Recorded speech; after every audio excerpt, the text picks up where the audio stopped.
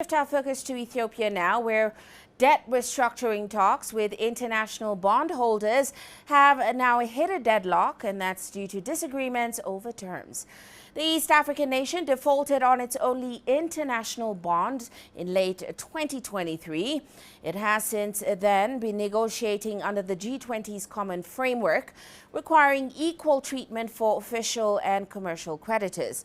Now, the debt restructuring dispute between Ethiopia and its bondholders hinges on whether to reduce the principal amount, known as a haircut. Bondholders, of course, proposed a value recovery instrument to essentially recoup losses through Ethiopia's export performance. But those talks have stalled.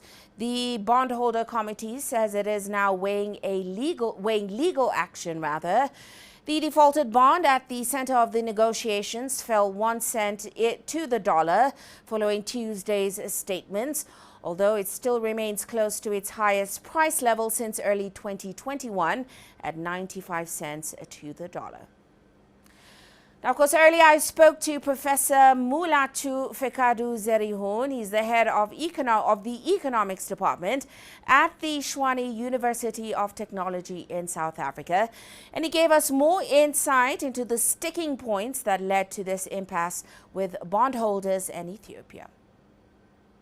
The haircut of 20% is a bit rigid and a bit higher for in African context in general and in the context of Africa in particular. And again, the instrument used, the VIR, supposed to consider existing economic condition in the country. This mismatch and a lot of information asymmetry between the deal makers eventually leads to a disappointing outcome, which is not a good signal for Ethiopia and the entire African continent. Well, it is interesting when we talk about this value recovery instrument. I mean, one of the arguments that bondholders are making is that Ethiopia's debt burden remains a liquidity issue rather than a solvency issue. So looking at Ethiopia's economic performance so far, do you agree with this assessment?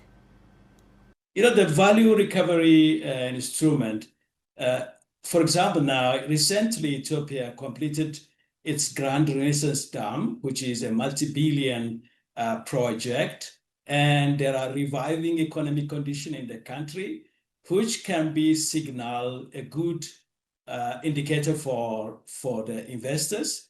However, the other party, the negotiating party, failed to understand the recovery in the economy, the good prospect in the economy, which is not really a wise decision not to recognize existing condition in the country. So all in all, you know, when one country fails in Africa, it's a failure for the rest of the continent. Therefore, as I said before, I can see there is a lot of information asymmetry, misunderstanding, and articulation of the economy for the last couple of years, especially after the economic reform, homegrown economic reform in the country. There are a lot of prospects happening. Mega projects are completed.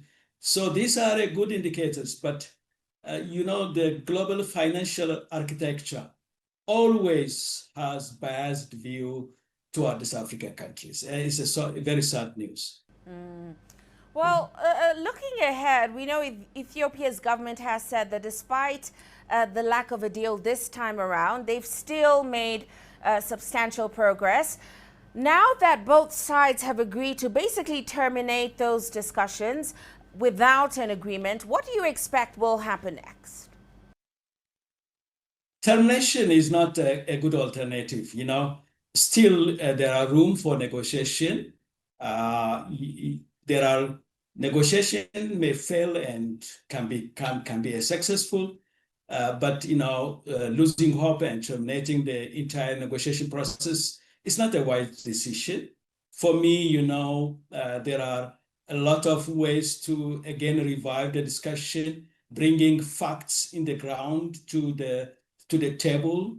Therefore, even though this negotiation is not successful this time, there is a prospect that narrowing the information gap between the two deal makers, I can see there is again possibility of reviving this negotiation for the best of Ethiopia and the rest of Africa.